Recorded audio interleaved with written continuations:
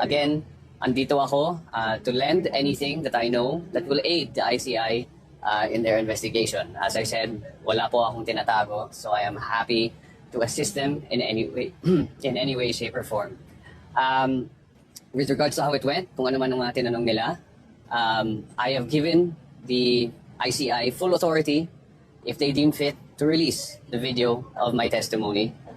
So again, I'm happy for them to do so if they believe that there is no information there that will jeopardize their investigation. Sir, yung allegations ni dating Congressman Zaldico, natalakay ba siya sa hearing niyo today? Yes po, tinanong. May nagtanong.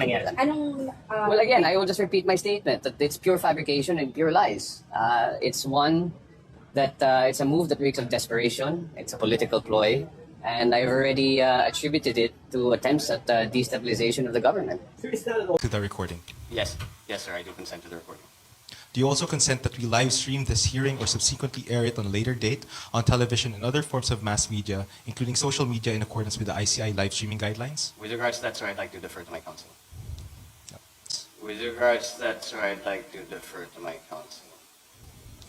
Good counsel, may I request, or maybe may I ask for the grounds why you request for an executive session? Your Honors, we have written earlier to formally request for an executive session because our client here has already submitted himself voluntarily. He would like to share as much information as he can, as candidly as possible. And more importantly, there may be critical information that may be elicited from his testimony, which may jeopardize or compromise further investigation of this commission. So for that reason, we again request that for an executive session for Congressman Marcos. Do you confirm that you submitted to the commission a letter requesting for an executive session? Yes, sir, we do. Ayun na nga eh. Puro yabang ka eh. Sabi mo wala kang tinatago. Kung wala kang tinatago, bakit nagpapa-executive session ka pa? Para kay pa na nagpunta ka dyan kung executive session pala ang gusto mo. Ang yabang-yabang mo.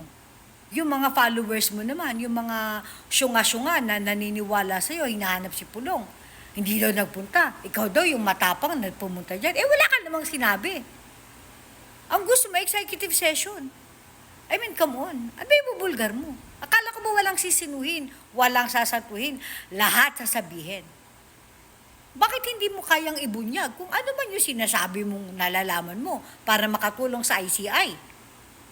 Diba? Isa lang naman ang tinatarget yung magpamilya eh, ang mga Duterte. O kung meron kang nalalaman sa katarataduhan ni Pulong, di bulgar mo. Bakit may executive session ka pa nalalaman?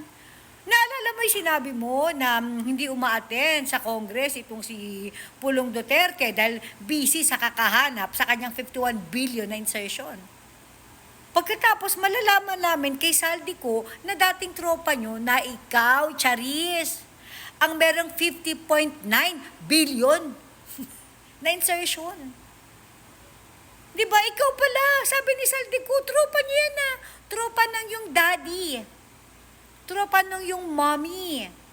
Tropa ng yung uncle kung saan ka nag-train. Di ba naalala mo dati bago ka tumakbo? Nag-train ka dyan sa opisina ni Uncle Tamba. Kaya nga ikaw si Tambi eh. Pareho kayong magnanakaw. Putangin na sa edad mo na yan. Ang lakas mo ng kumubra ng pera. Talagang nasa lahi nyo eh. Magyayabang-yabang ka lahat. Sasabihin ko para makatulong. Wala naman ako tinatago, etc. Bla bla bla. Pati kay Zaldico, yung sinabi mo na those are lies, kinemerut eme. Dahil gusto lang ni Zaldico na i-destabilize ang government. My God! Kung meron mga nagde-destabilize ng government, ikaw yun, kayo ng pamilya mo. Magbuhat ng umupo kayo, nagkagulo-gulo na Pilipinas. Wala nang umupo kayo, naghirap ng mga Pilipino. Walang nanggugulo sa bansa, kayo lang mismo. Kayo. Naalala mo si PRD? Kaya nga pinalibing ni PRD eh, yung lolo mo. Okay, na matagal nang nakadisplay sa Ilocos kasi nga gusto ni PRD ng peace. Gusto niya magkaisa na lahat. Kasi nagagalit ka ang Ilocos, ang mga Ilocano, dahil ang kanilang bayani ay si Ferdinand Marcos Sr., yung lolo mo, na greatest robber of all time na nasa Guinness Book of Record. Di ba? Yun ang ginawa niya para maging peaceful ang Pilipinas. Tapos umupo kayo, ito na, gulo-gulo na. Kaya sinasabi mo nagde-destabilize, kayo yun. Kayo mismo ang nagde-destabilize ng gobyerno. Kayo mismo ang nanggugulo sa bayan. Kayo ng pamilya mo.